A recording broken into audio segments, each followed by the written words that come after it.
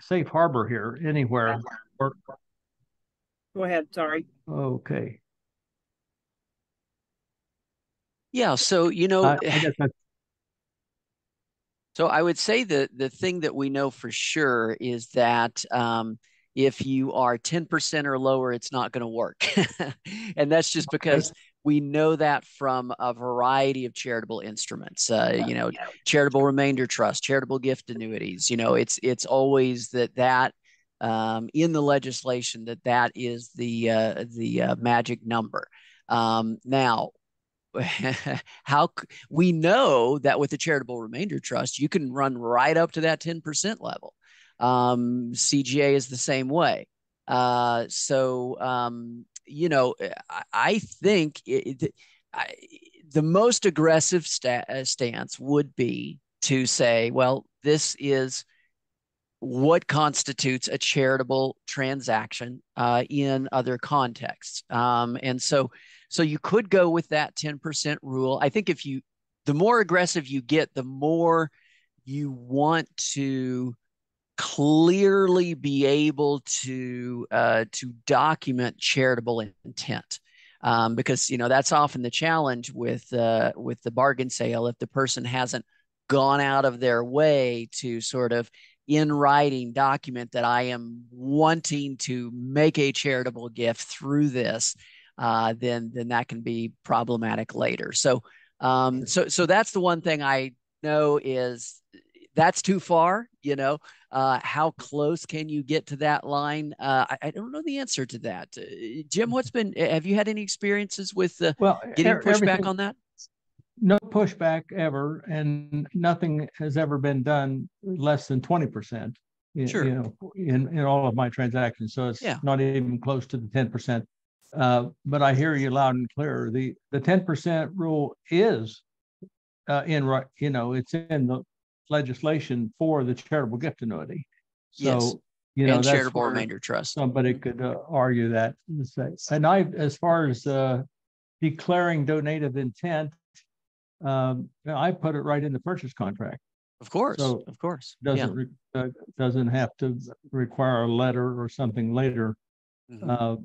But I had one donor, a dealership with several Harley Davidson dealerships, that made a $2 million transaction involving a $600,000 gift and $400,000 of owner financing and 50% bank loan, and it was complex. But he wanted to be sure of it. He wanted to document. He visited the church, and he met with the pastor and took the tour and gathered up literature. He was proving that he had donative intent, and so was unusual. Usually, there's not so much to document as that. Well, and honestly, I really like your approach of saying, let's do a 20% floor, because that then gives you protection. If, let's say, you do your qualified appraisal, you don't want to have, the IRS coming back and saying, well, our qualified appraisal, our appraisal is that it's less, and it's enough less that it would wipe out the donation, and this whole thing doesn't look charitable, that sort of a thing. So I'd be comfortable in saying, let's just do a 20% floor, just to allow some wiggle room in there, because these are not easy to value assets. Yeah, very good. I won't tie up any more of the program, but I'm delighted to be able to be on the program with you, and Thanks, Jim. and I have some of your material I've been reading, and so thanks to Cammie Baker for making all of this possible. Absolutely. So Cammie, you're muted, and I want to make sure and hear what you're saying. Sure. So thank you, Jim, for getting us started a little bit early with a little more advanced question, I think. We've got 13 folks on with us now, and we've got us on Facebook Live. And what we're doing this evening is the Community Foundation collaboration. That's who we are. We've had Dr. Russell James step in to have a conversation with us at a really high level about charitable real estate and just the whole concept. It's been around for 100 years, but it's been very underutilized and undertapped. He and I met a couple of years ago because of this Interesting conversation. He ended up writing the foreword for our book, Real Estate is Hot, Fundraising is Not. And I'll just go ahead and get us started by saying one of the biggest questions that people have, and you even addressed it in the foreword to the book, that it's about taking action. It's about just letting people know, letting the nonprofits know you can add gifts of real estate as a way to bring in more money. Hey, realtors, you can talk to property owners about gifts of real estate. 65% of donations typically come from financial advisors because they have clients who need a tax deduction and want to be philanthropic. So with all of that being said, to just kind of set the tone, Dr. James, what is your experience with just getting this conversation started with any of these folks? Experience with what? Just getting these conversations started with any of these individuals. Yeah, sure. So it is always, I think, useful to speak to what the interests are of the person, individuals, and how you might start those conversations differently. So let's suppose I'm talking to a financial advisor. Typically, financial advisors are compensated based upon assets under management. Now, those assets under management, that's going to be your investable liquid assets, and it's not going to include real estate. What does it do to assets under management if my client makes a charitable gift of real estate? Well, it takes that asset that I'm not managing and it converts it into something that at a minimum is going to create a big tax deduction, which means in my investable assets, I'm not going to have to write that big check to the IRS. So that deduction benefits me as a financial advisor because it increases assets under management.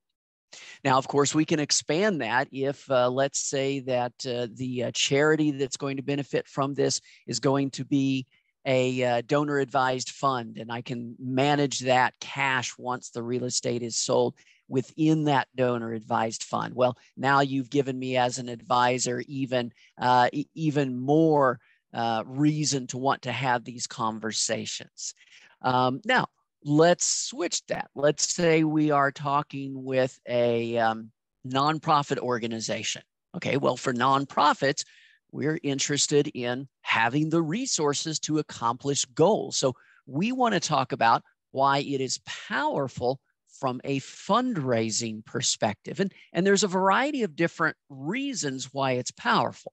One is, of course, is the gift itself, that these gifts tend to be large. Now, having said that, many organizations will respond with, well, that's not our donors. We've never gotten a gift of real estate. You respond to that by saying, and how much time are you spending talking about gifts of real estate? Because if you never ask for it, if you never have conversations about it, then of course it's no shock that you're not experiencing those kinds of gifts. So that's the initial idea, is to talk about these because these can lead to gifts of real estate. However, there's another reason why these things can actually lead to increased contributions. And that is when we start sharing stories or having conversations with donors about gifts of real estate, we're actually changing the donor's reference point. We're no longer asking about gifts of disposable income. We're not having pocket change conversations about these gifts. We're instead having conversation about the donor's wealth, about their assets. And once we can get a donor into the mindset of thinking about their wealth and the charitable goals, their real estate and the charitable goals, their securities portfolio and charitable goals, that is a much larger reference point. So as a matter of behavioral economics, I teach a graduate course in behavioral finance. We're now using that larger reference point, which makes the much larger gifts seem appropriate, seem reasonable. And one of the things that we see in the national data is if we look at the 5-year growth rates of nonprofit organizations, that those organizations that consistently include gifts of assets, real estate and securities, in their contributions, those organizations actually grow their fundraising over a 5-year period at a rate that is 5 times the rate of cash-only fundraising organizations. And again, a lot of that comes back to that psychology issue. It comes back to that issue of mental accounting, that I'm beginning to see my wealth as donation relevant, rather than thinking of my giving as something that comes from my pocket change, my disposable income. So for nonprofits, that is a great way to start the conversation. Now, for donors, how do we start that conversation? We can start that conversation by describing, of course, benefits. That do you know that if you decide to give appreciated assets rather than cash, you get a double tax benefit? You get a deduction of the same size as long as you've held that asset for more than a year that you would get with cash, but you also get to avoid paying those capital gains taxes. And that's a benefit you can take advantage of even if you're not itemizing. A lot of people don't itemize on their taxes anymore, but avoiding paying those capital gains tax on that real estate sale, that is something that they can still get a tax advantage of. They can avoid the entire thing if they make a direct gift. They can avoid part of that if they make a bargain sale gift. So we can begin by talking about the advantages. And the best way to talk about those advantages is to just share a story of someone else who has made a gift of real estate. That just you're sharing a story about an example. So again, we can start with, if we're having a conversation with them, people like talking about their real estate. So we can just start that conversation by learning the story of the real estate. What do we want to learn? We want to learn the past, the present, and the future. So we can start out with that story of, do you invest in real estate? How did you get started on that, right? Tell me about some of your investments that are working out. And so we're asking about that past. How did they get involved? How did they get started in the investment? Now we can ask them about the present. So what are some of the biggest challenges that you're facing now with the real estate? Maybe the management's a hassle. Maybe it's whatever the case might be. And then from a nonprofit perspective, the most powerful part of that conversation is to ask them about their future. So what are your future plans for that real estate? Any thoughts on what you might do with that? Thinking about selling that. Have you ever considered making gifts with assets instead of cash? I know a lot of people like to do that because you can completely avoid capital gains tax if you give that way instead of with cash. So we can begin with this kind of open-ended conversation. Tell me about how you got started. Tell me about what's going on now, to get to the punchline, which is to tell me about the future. So Cammie, those are some of my initial thoughts. I'll bounce it back to you and see if you want me to answer some of the questions or talk about something else. Well, and to expand upon the story aspect, we have 14 case studies. I'll share the link in just a moment where any of you can go watch the case studies and learn actual stories of people who donated, why they donated, what they donated, what nonprofit received it, how much money. One of our favorite stories is around the Berkeley Humane Society and how they got a gift of real estate. They got $400,000 through our friends at Realty Gift Fund. And when they found out about it, they said, holy cow, we didn't even know that was possible. So they simply let their donors know, hey, we just got all this money from real estate. If you have any real estate, let us know. And they got a second donation. So this one nonprofit got a little over $1 million from 2 donations in a 6-month period, just by informing and educating people. And I'm happy to have you expand on that.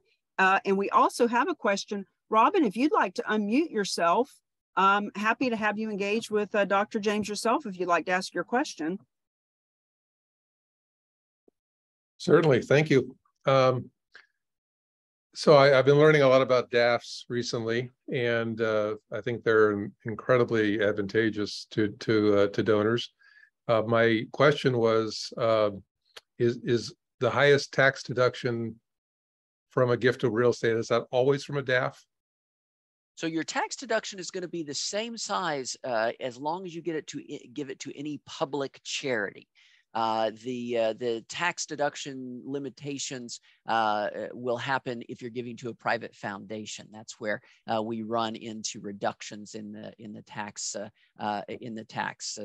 deduction and how you can use the tax deduction. But a donor advised fund, for most all purposes, certainly for real estate, is considered to be a public charity. So it would have just the same tax deduction as any other public operating charity.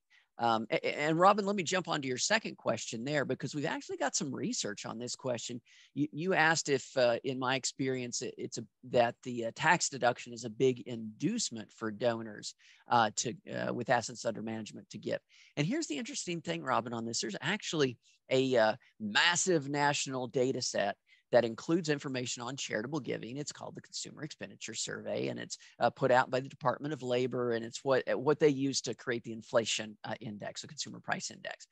But it has information on gifts to charity, gifts to education, gifts to religion, but it also has information on gifts of, I believe it's called stocks, bonds, and mutual funds. So it's not real estate, but it's it's this other kind of appreciated assets. And we can actually use that data to estimate the impact of tax deductions on the giving behavior. Now, the way you do this statistically is that the value of a tax deduction changes abruptly at each tax bracket. And so we can statistically use that abrupt change to identify exactly how impactful is that tax deduction on the actual behavior. And here's some things we know from research. We know that different kinds of giving is relatively more or relatively less responsive to tax benefits. So, for example, giving to education is about twice as responsive to tax benefits as giving to religion. Okay, so giving to religion is less responsive to tax benefits. Giving to educational institutions is more responsive. Giving to arts institutions is even more responsive. But it turned out that that even though gifts to education were twice as responsive to tax benefits as gifts to religion, that gifts of stocks, bonds, or these other non-cash gifts were 5 times as responsive as gifts to education to the tax incentives. So the people that are making these gifts, they are a special group of people that are statistically highly, highly responsive to tax benefits. So even if you're not used to including the tax benefits in your gift descriptions for people just writing checks, you definitely want to include those for these gifts of appreciated assets, because national data shows that these gifts are responsive to the tax advantages. So that's one I can say that, as a matter of national data, we've actually got a solid answer for that one. Awesome. Thank you. Thanks, Robin. We talk about charitable leverage and how, when you're donating real estate, that piece of property actually, in a lot of cases, goes up by about 29% in value because of all the tax advantages. Can you speak on that, on what is normally known as charitable leverage?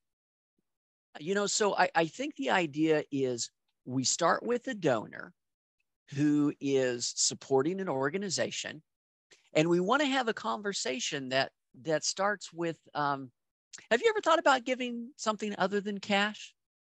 Well, the reason I ask is this.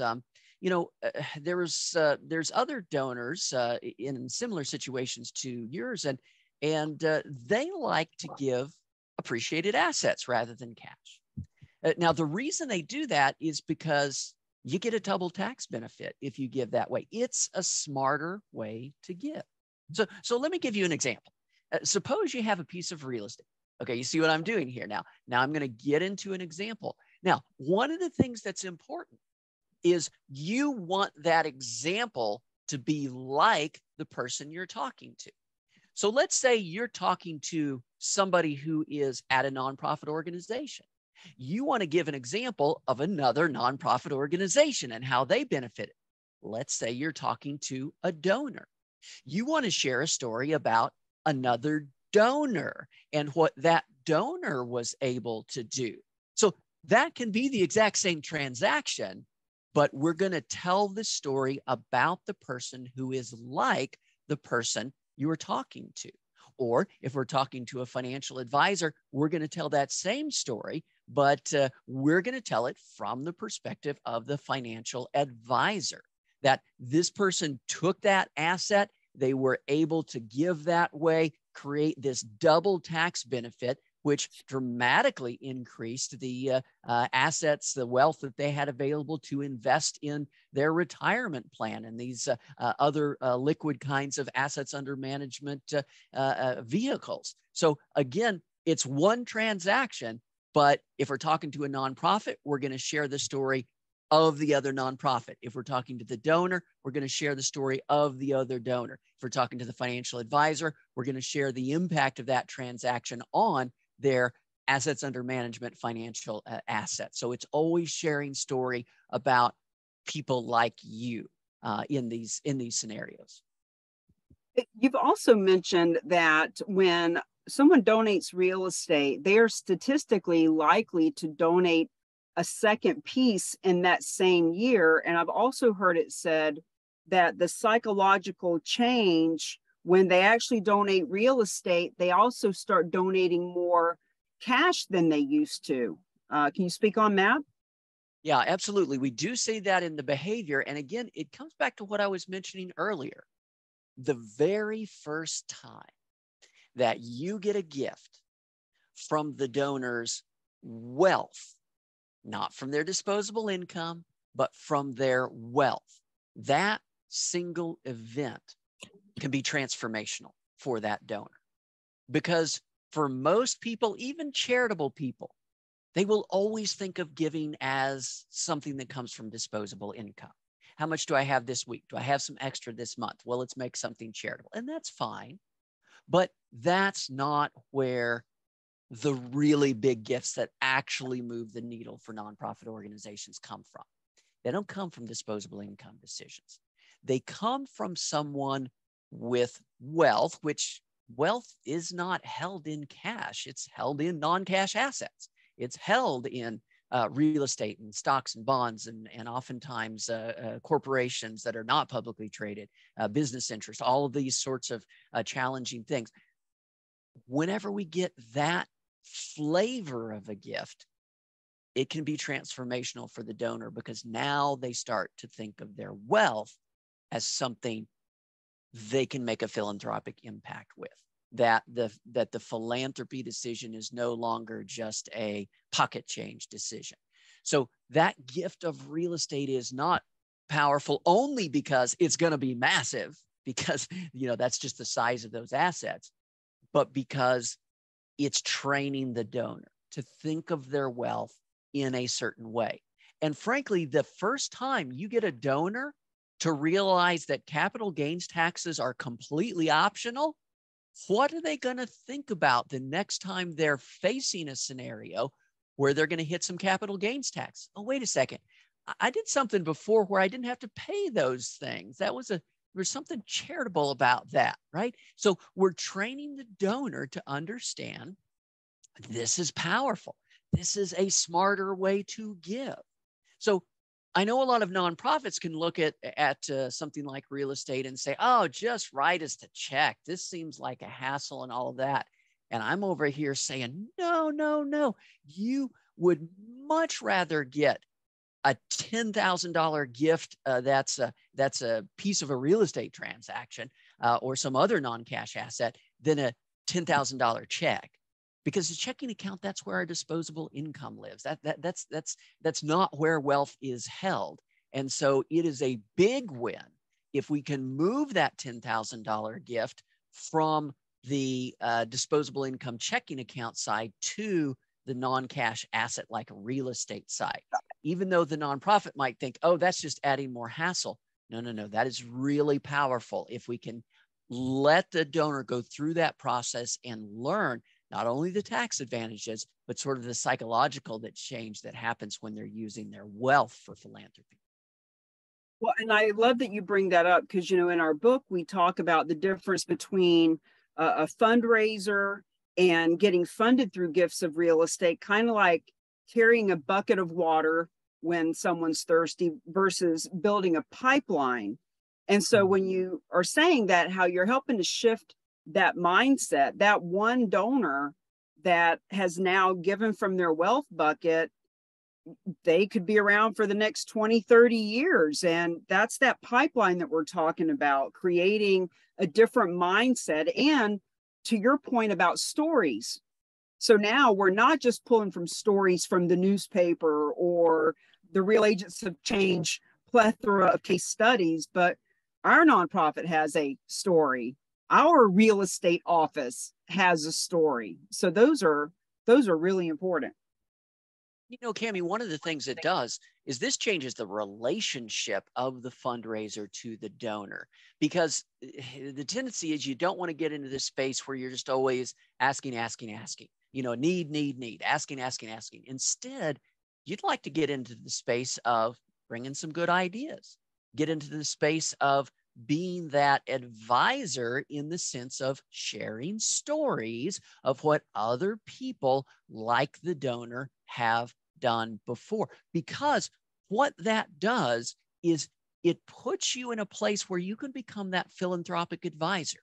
You know, I might say, you know, Cammie, I know you've been so charitable with our organization, really appreciate that. You're charitable with a lot of other causes as well. But let me ask you, with your charity, have you ever thought about giving something other than cash? Well, the reason that I ask is that it can be a smarter way to give, not just to us, but to all of your philanthropic causes. Let me explain what I mean. Okay, you see, now I am here bringing value to the donor, not just always, you know, desperate need, ask.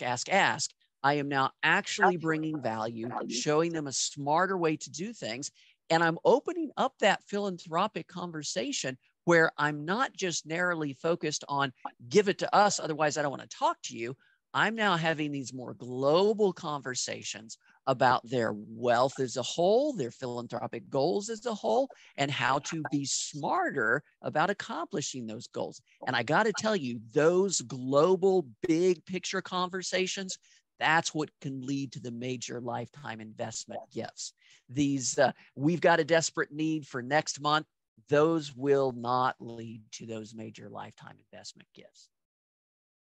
So powerful. We talk all the time at the Real Agents of Change about how so many different for-profit professions can learn how to make money from making a difference, can learn how to implement charitable real estate as a business development tool, becoming that advisor, helping people give smarter and tapping into the wealth bucket and just having that language. So we've often thought that one of our branches, one of our spokes, if you will, could be fundraisers coming to work with us to learn, look, if you're going to be a fundraiser for the next 10, 20, 30, 40 years as a career, imagine how more valuable you are when you're actually, you know, an expert at talking to people about major gifts of assets and how, you know, you bring that skill with you. You can double, triple, 10 times your salary because you're able to not just say, hey, will you buy a raffle ticket and give us $1,000? But these conversations are just so much more sophisticated for everyone involved. And one of the things, Cammie, is when you're focused on how do I bring value to this person, right? if I'm talking to a nonprofit organization, they're afraid of gifts of real estate. Well, I'm the professional. I'm going to help you do that in a way that's not scary, because I do this. I am trained to do this sort of thing. We're going to make it straightforward. We're going to make sure that that donor relationship is strengthened. The same way, you know, with the donor, we're bringing value. They're used to writing checks. That's super easy. We're going to make it easy for them to do the smarter way to give, which is using the real estate. So again, you know, in the same way we're talking to a financial advisor, the ultimate result is that we're going to convert an asset into something, whether it's through the tax deduction, or maybe we're doing a bargain sale where we're going to convert it to cash. Either way, we're increasing the cash that you're going to be managing. So you're going to have that benefit, but I'm going to make it easier because you don't know real estate, and that's what I'm bringing to it. I know not just real estate, but charitable real estate. And so I can help make this happen. So again, in each case, we want to speak to that person on what they're trying to accomplish and how we can bring value to that situation. Thank you. Robin, ask your question, please. Yeah, Dr. James, I have run into some donor prospects recently who have hesitated, I guess is the best way to put it, to want to give out of their disposable income, their cash, because of uncertainty in the economy and especially the markets. So I'm wondering if this conversation has really spurred my interest in what you say about the uncertainty. Does it tend to increase asset versus disposable income giving? Yeah, you know, so Robin, what you're experiencing there is something that we see in the national data. You know, whenever there is there's a financial negativity, people are going to get more tight-fisted, right? More frightened about those sorts of things. And so, you know, this is just sort of a national reality that happens. How do we counteract those things? Well, again, one of the pieces that can come along is, say, with real estate, there can be other motivations to not hang on to it. Now, with cash, you know, the easiest thing is to always just hang on to it, right? But with real estate, you know, let's face it, there's some real estate that's kind of a pain in the butt, right? There's some of it that just like managing it, holding on to it, dealing with it, paying the taxes on it, you know, that sort of thing. That can be something that can get to be a hassle. And honestly, that's why we just want to have those social conversations about, so do you invest in real estate? How did you get started, right? And well, what's going on now with your investments? Because if you start getting some of that, you know, I don't know how long I want to be managing all of this stuff, you know, and okay, well, let's have a conversation about that, you know, because now we're looking at the past, the present, and the future. Let's look at that future. And by the way, if you get to the point where you're tired of managing this thing, do you know that you can make a charitable impact in a way that avoids all those capital gains taxes? Let me give you an example of somebody like you who's done that, right? So this is where with cash, the easiest thing is always to get scared and hang on to it. But sometimes with real estate, we always want to be having these conversations, because even if, you know, the stock market's going down or whatever the case might be, there's personal reasons why holding real estate becomes a challenge. So sometimes the motivations for the non-cash gift are different than the motivations for the cash gift, especially with real estate. I mean, a share of stock is no hassle to me to hold it for 5 years, but a rental property, yeah, that may be a different animal. Awesome, thanks. We have some nonprofits on that are watching, and I just want to call it to the carpet. I want to hear from you, Dr. James.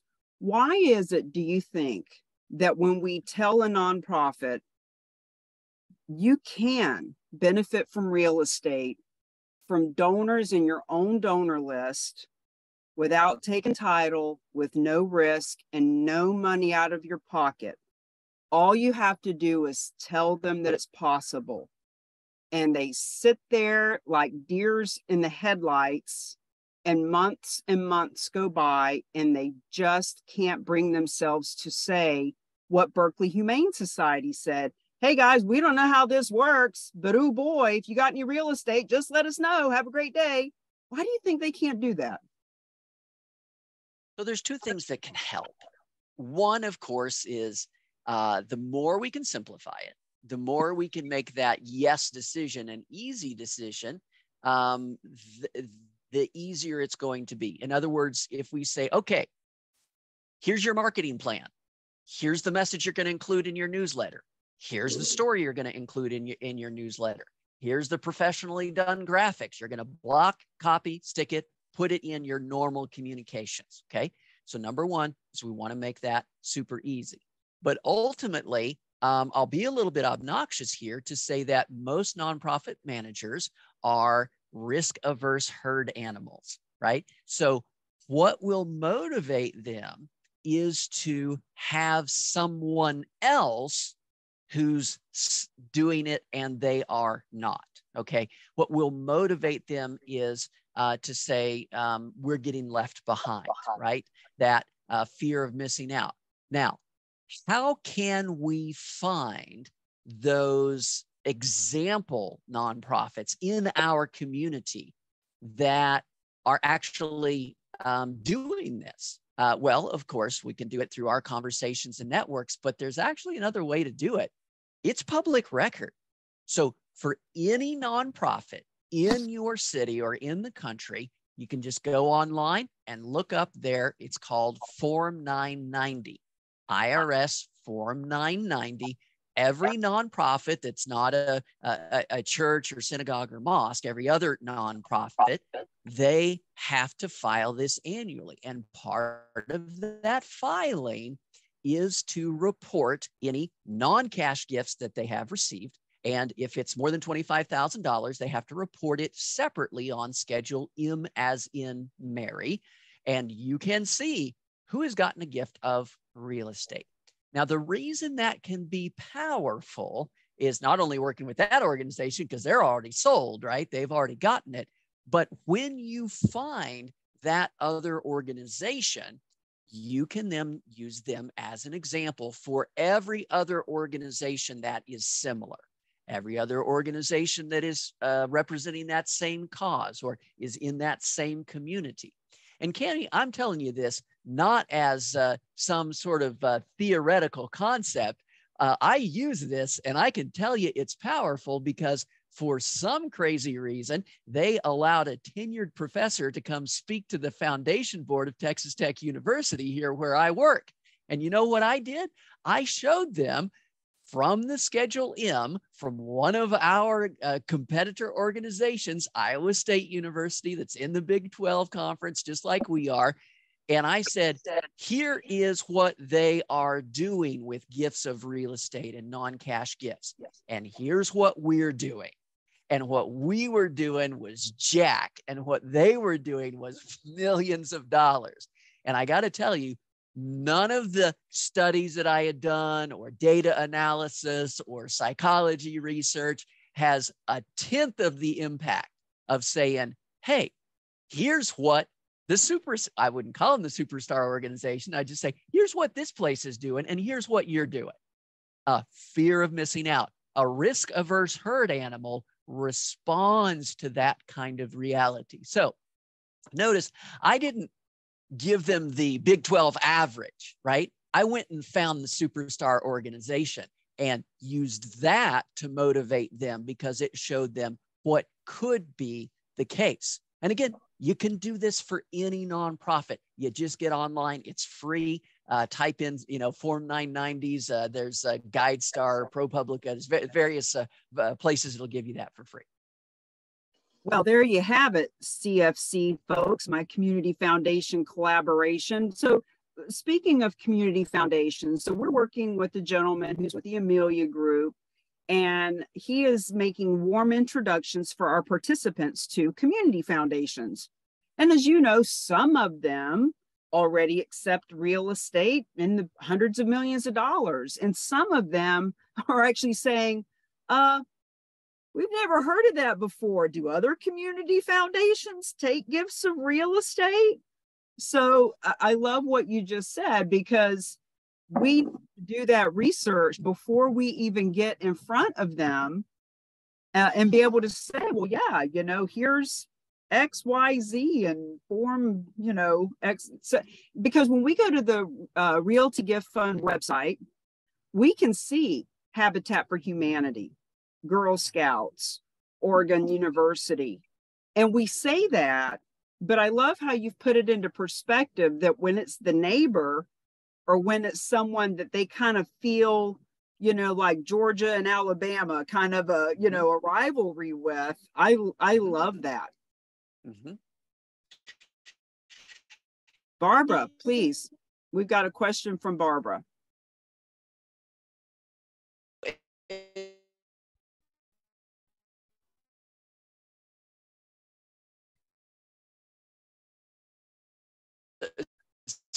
So I'll give you an example, Cami. You're talking about community relations, and so one of the pieces of research that I did over 1 million nonprofit towards real estate, or shifting 10% more towards, say, cash. Okay, so what we found is that statistically, if a community foundation, if the pie of all of their contributions grow, that it shifts 10% more towards cash, on average, that community foundation's total contributions will fall 13%. Now, if, on the other hand, if that community foundation shifts its total contributions 10% more towards real estate, on average, that is associated with a 24% growth in their overall total contributions. Now, that's what the data says. That's what the statistics say. I got to tell you, that's not as compelling as saying, hey, this other community foundation is actually doing a bang-up job with real estate. Let me show you what gifts that they pulled in their last IRS Form 990. That is actually more motivational, even though as a researcher, I love the statistics and the data and such. Barbara, you had a question there. Feel free and unmute yourself. Yes, everything that you're saying and speaking to foundations is just exactly what I've been experiencing from ones that don't say, is there anyone that does? So of course we share foundations that do, and then they're like, oh, let me show this to, you know, my board or the rest of the people. So that's been very impactful. And then the other aspect is, for example, somebody that does accept real estate and Bitcoin and all of those things, and speaking to that person, she's very overwhelmed. And you're right, I don't know that she can take one more thing on her plate, in the sense she's like, well, we do accept that and we have somebody that does it. But of course it has to be clear and no mortgage, no, you know, it has to be that capacity and local. So when you talk to them about expanding that horizon in the sense of doing something on a larger scale, or, you know, with us, for example, coming in and expanding that, it's like, we already have someone, we're not taking on another vendor, you know, and they switch their mindset to what they're already doing and shut down to what you're trying to explain. So these are very helpful in the follow-up conversations and the initial conversations, because I'm like, no, I don't want you to take on another vendor. I don't want you to take on another role. You know, you try to let them know that that's not the purpose, that we're here to help. And differently what you're doing by taking that off of your plate, and by taking that off of, you know, the rest of the board, or to simplify things and make it easier. But I don't know if they understand easy. So, but everything you're saying is making perfect sense. And it's so helpful in my conversations. And, you know, Barbara, one of the things you might do is to just say, I'm just here for the hard stuff. If you've got other things set up that you know how you're going to deal with all of these and your systems are in place, that's great. I'm just here so that you never tell a donor with real estate that the answer is no. Because if you're getting ready to tell that donor no, stop the no, pick up the phone, let me take over for you, right? Because you don't want to tell the donor no, and I'm there for the hard stuff, you know. So I think that would be the way of, again, leading with what your value is. I'm not here to sell you something for me. I'm here so that you never tell a donor with a valuable piece of real estate that you never tell that donor no. Because if your habit is to say, well, in this narrow box, then the answer is yes. If you get a donor outside that box, that's for me, because you're getting ready to tell that donor no, and I'm going to do all the hard work that we have to do so that that donor can have a yes that gets money to your organization. So yeah. And again, you're just trying to lead with value, of where that person is and understanding where is the unmet need. But it can certainly be a challenge to get people to change behavior, for sure. You know, that's a great point. So our contact at the community foundation groups pointed it out this way. When I've been talking to community foundations for the past couple of years, it was almost like they saw me as competition from, we already take real estate, we already handle real estate, we don't need you, kind of a thing, without even hearing what we had to say. And so his perspective is, go in there, helping them understand you're there to feed them deals. You're there to help them find the deals. You're there, he calls it being a feeder, but helping them to find the gifts of real estate. So that's kind of like what you're saying. Oh yeah, and that's a great, and again, it's that same idea. You want to lead with value, right? Whether that value is to say, I want to make sure you never have to tell a donor no. If you're getting ready to tell them no, stop, call me. I'll do all the hard work.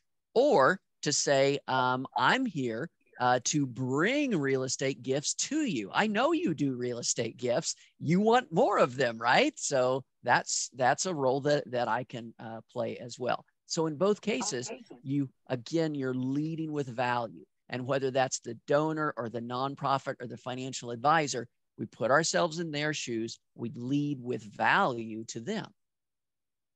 I love that. I'm writing it down. We're here to make sure you never have to say no. We're just here to take the hard stuff. Dan Smith, did you have something, hon? No. Okay, I saw. Go ahead. Introduce yourself. Oh, Dan Smith of Josiah White's Quick Hill Foundation. We are building a team of real estate agents that are actually going out and looking for charitable gifts of real estate. So the nonprofits don't even have to do that amount. That's exciting. Yeah. Hi, Dr. James. Good to see you again. Good to see you again.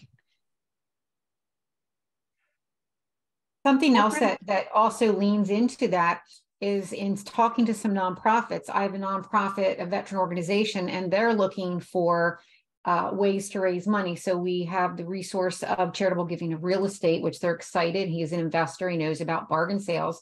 But additionally, what if I connect that group with a foundation, and they can also get a resource from a foundation and build like a triangle of a relationship? So we're bringing you real estate, but also we're bringing you people that need your foundation. So it's kind of multi services and benefiting more than one party.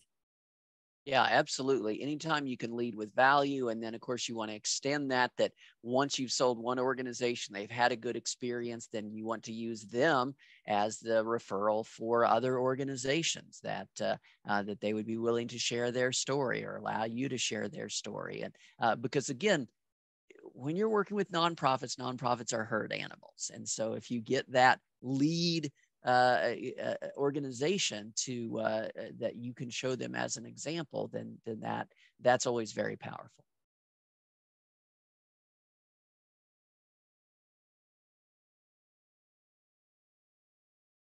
I've got plenty more questions, guys, but I'm trying to give you a chance. I'll bite on my pen.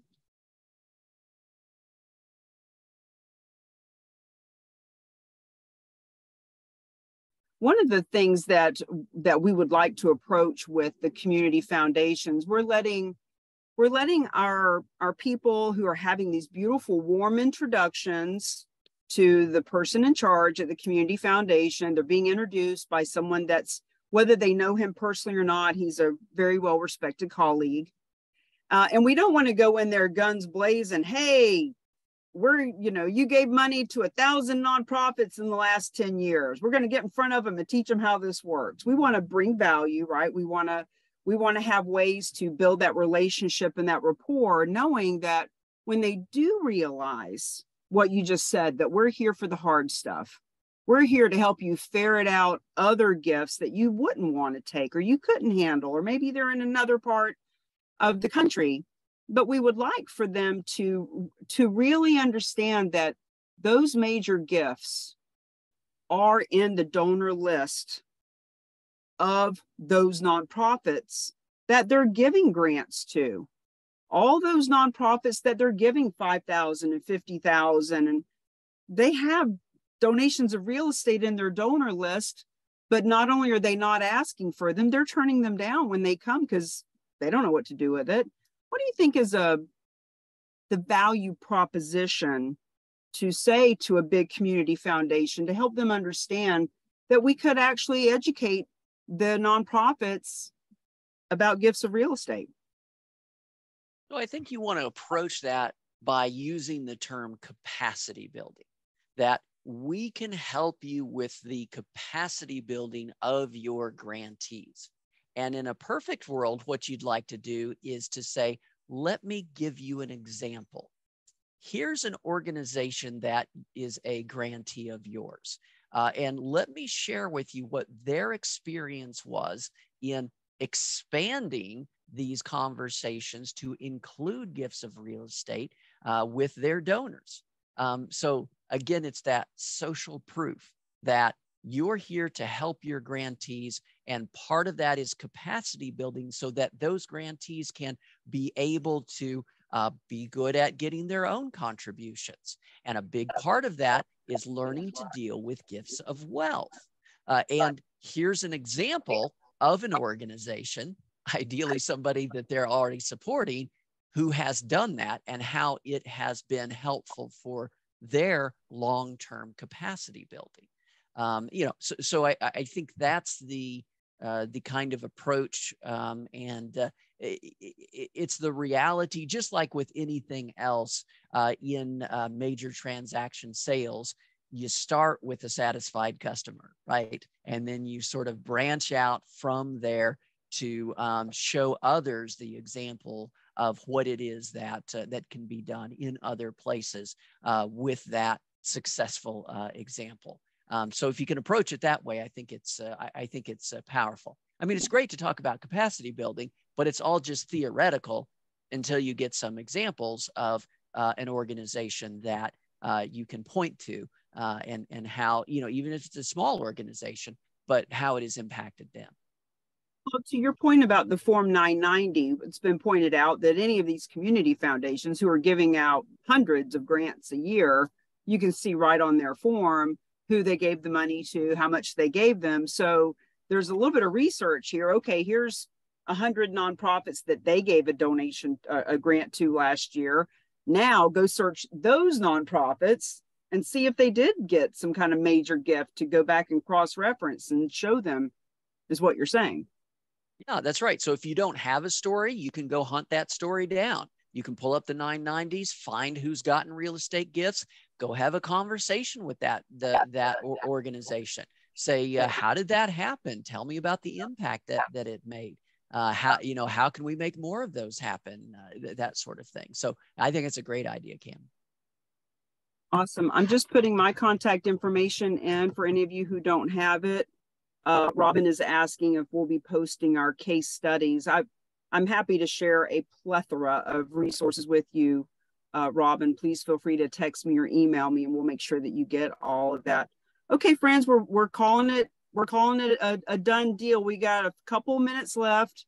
Has anybody got a burning question before we wrap up?